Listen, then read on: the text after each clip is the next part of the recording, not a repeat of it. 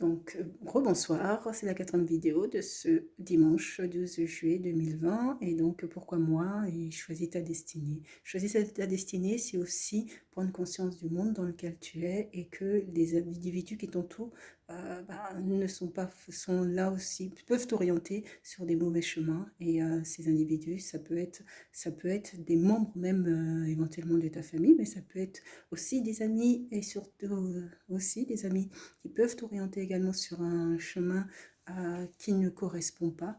L'être humain, je pense pas que l'être humain soit mauvais de nature, mais a une petite tendance à la jalousie et la réussite de l'autre. On ne fait pas toujours le bonheur et éventuellement, tu peux tout simplement être très bon dans tes études ou être très bon en sport et ne pas t'apercevoir que cette qualité et cette compétence que tu as peut attiser quelques jalousies et finalement ces individus qui t'entourent peuvent t'entraîner dans une escalade malveillante que tu ne verrais pas venir ou que tu n'anticiperais pas. Donc c'est important de bien s'entourer ou c'est important d'avoir un caractère très ferme pour pouvoir s'imposer tel que tu es. C'est-à-dire que lorsque tu es dans une situation, confronté à une situation où tu sais que ça ne correspond pas à tes valeurs et à tes principes, il faut savoir dire non et savoir rentrer chez toi. Si tu fais le choix de suivre le groupe dans une rixe ou dans une sortie où tu sais pertinemment que ça va mal se terminer, donc quelque part tu suis le groupe, donc tu fais abstraction de ton caractère et ça c'est dangereux pour ta vie et pour celle également de ta famille et ça a beaucoup de tristesse pour des parents dont les enfants étaient prévus pour la réussite et qui vont se retrouver entraînés, engrenés dans des conflits, dans des situations qui peuvent même en décéder et qui auront perdu toute une vie, ou même qui seront accusés de complicité dans des affaires où malheureusement ils étaient là, mais ils n'ont pas pu réagir et ils n'ont pas eu la bonne attitude de réaction à avoir. Donc c'est important. C'est important de savoir s'affirmer et donc choisis ta destinée. C'est soit tu sais que tu n'as pas le caractère pour pouvoir t'opposer et t'affirmer devant ton groupe. Et dans ce cas-là, il est préférable de décliner toute sortie parce que de toute façon, tu te laisseras engrainer. Soit tu sais que tu as le caractère et que tu peux être leader et mettre plutôt du positif dans la situation. Et dans ce cas-là, tu t'affirmes et tu t'imposes.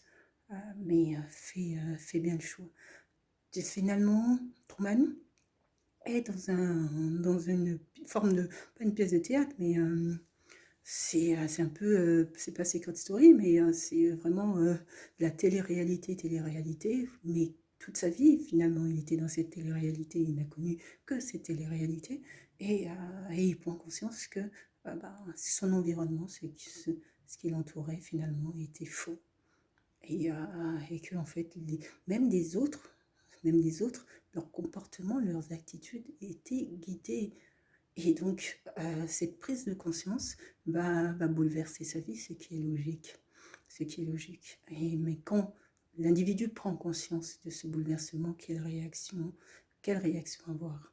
Et, euh, et donc, c'est surtout choisis ta destinée, c'est aussi oriente ta destinée vers un chemin qui fera que tu pourras conserver d'une part tes valeurs et tes principes et finalement, peut-être même changer la destinée qui était prévue. Changer la destinée. Sur là où on est aujourd'hui, nous avons deux chefs d'orchestre. Deux chefs d'orchestre, je dirais, parce que nous sommes entre le bien et le mal. Ce qui veut dire que les choix que nous les faisons à partir de notre vécu, soit du bagage, je dirais, familial que nous avons obtenu par l'éducation de nos parents, par l'éducation également scolaire, par nos principes et nos valeurs, par notre âme, par notre conscience. Tous ces éléments vont faire de nous les individus que nous sommes. Et ces éléments, après plus grand, c'est ta personnalité, tes traits de caractère qui vont faire de toi la différence. Donc, choisis ta destinée, c'est choisis euh, choisis de construire une vie de réussite où, où, du moins, tu sais que les actes que tu poses correspondent à tes valeurs et que tu n'auras rien à regretter. Et c'est ça qui fait la différence. C'est est-ce que peux-tu dire aujourd'hui que tu n'as rien à regretter des actes que tu as menés et qui sont véritablement conformes à tes principes sans avoir suivi un groupe? Je vois, on constate des bagarres, mais on constate aussi pas mal de bagarres finalement où un seul individu se retrouve seul contre tous. En fait, c'est tout un groupe qui saute sur un seul individu et en fait, ça a l'air de les amuser et ça a pas l'air en fait de les interpeller ou de leur poser, de les questionner. Euh, Comment peut-on accepter ce type de situation? C'est, je trouve ça difficilement compréhensif. Lorsque j'étais après le collège, mon prof d'histoire, j'avais fait le choix en l'occurrence, j'avais fait le choix d'un lycée professionnel, spécialité comptabilité, et j'avais fait ce choix-là notamment avec une copine, et nous avons été admis dans ce lycée professionnel qui se trouvait à Fontenay-sous-Bois. Et le nom du lycée, je me souviens plus, mais c'était à Fontenay-sous-Bois. Et donc, nous allons être acceptés dans ce lycée. Et, euh, et donc, en fait, mon prof en troisième, quand je lui ai dit quelle était ma orientation, il m'avait répondu: «Ah bah c'est bien, tu vas t'y sentir très bien là-bas.» Et tout. Et en fait, moi, je ne connaissais pas ce lycée. Ça a été un lycée que j'ai choisi, mais je ne savais pas que c'était le lycée de la seconde chance. Ça veut dire que c'était un lycée où, pour les personnes qui n'avaient pas du tout trouvé d'autres possibilités d'accueil, et, et donc ces personnes-là arrivaient, voilà, ceux que personne ne voulait dans les autres orientations. Sauf que, sauf qu'en fait, c'était véritablement mon choix et le choix aussi de ma copine. Donc, nous allons nous inscrire dans ce lycée à Fontenay, spécialité comptabilité, à Fontenay-sous-Bois, et à lycée Jules Michelet. Et donc, en fait, le prof d'histoire qui m'avait dit que, que j'allais être très bien comme un poisson dans l'eau, je crois qu'il ne m'appréciait guère. Et donc, bon, finalement on va y aller dans ce lycée avec ma copine. Et il s'avère que pour un motif que j'ignore, en fait, pour un motif que j'ignore, elle va se retrouver embriquée dans un conflit. Et en fait, et ce conflit va s'envenimer parce que, au final, elle était menacée lorsqu'elle venait au lycée. Et on lui avait demandé de ne pas venir parce que sinon ça allait mal se terminer. Et donc, bon, les origines exactement de cette tension, soi-disant parce qu'elle aurait parlé, beau. Et donc, bon, il y a une période où elle venait pas à l'école, où elle venait plus au lycée. Et un jour, elle est venue au lycée. Et elle se retrouve devant le lycée, ce jour-là, elle se retrouve devant le lycée et il y a toute une bande de mecs. Parce que il faut savoir que c'était vraiment l'école de la seconde chance, donc il y avait pas mal de personnes sortant de prison ou en conditionnel. Et donc, et puis il y avait aussi pas mal il y avait plein de gens qui étaient très bien aussi, quoi. Et donc, en l'occurrence, elle arrive devant le lycée et il semble qu'en fait, ça soit un conflit que ce soit généralisé dans le lycée parce qu'en fait, tout le lycée l'en voulait. Et quand elle est arrivée, en fait, je- elle a été accueillie par une des filles. Tous les gars se sont levés. Il y a eu un conflit généralisé. Et en fait, elle était seule contre tout le monde. Mais la scène était vraiment, la scène était vraiment incroyable. Et donc, bon, elle essayait de se justifier, d'expliquer et tout. Et en fait, tu avais plein de monde en face d'elle qui l'attaquait, qui n'hésitait pas à en mettre une couche. Et donc, moi, je suis intervenue et je lui ai dit que ça serait bien. J'ai vu que ça allait dégénérer et qu'en fait, il suffisait que un ou une mette un coup et finalement, c'est tout le groupe qui qui lui aurait sauté dessus et en fait, elle se serait pas tue. Donc je voyais que ça allait dégénérer, donc je me suis mise au milieu, je lui ai dit que ça serait bien qu'elle parte. Pas qu'elle parte pour la faire partir, mais qu'elle parte parce que la situation allait dégénérer. Et elle voulait pas partir. J'insistais, je lui dis, viens, on y va. Si tu veux, je t'accompagne, on y va, il n'y a pas de souci. Elle me dit non, bah, j'ai le droit de venir au lycée, je vois pas pourquoi je viendrais pas au lycée, on me menace, j'ai rien fait et tout. Je lui explique que je comprends parfaitement, mais là, à ce moment-là précis, il était préférable qu'elle parte. Et donc j'ai dû insister, puis me mettre au milieu. Et puis après lui tirer la main en leur disant que c'était bon, on va s'en aller.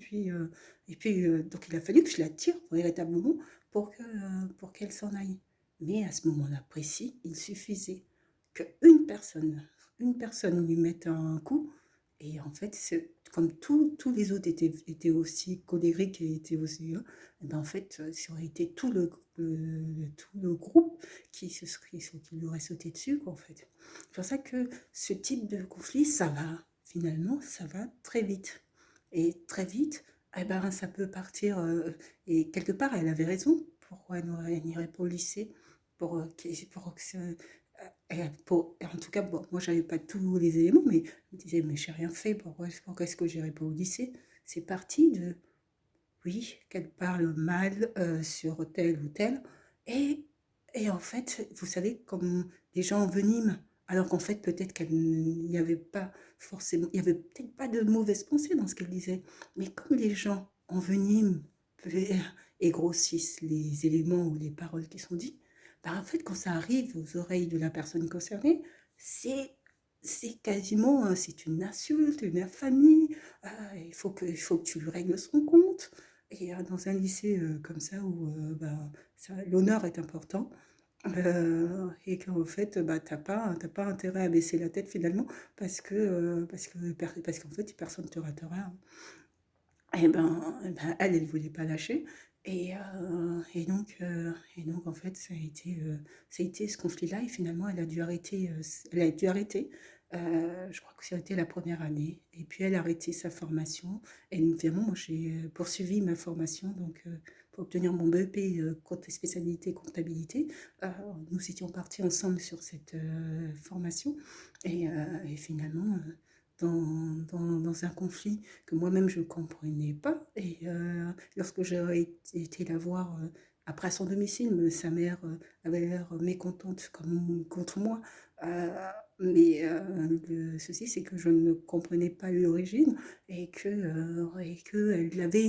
elle avait une nature où une jolie fille.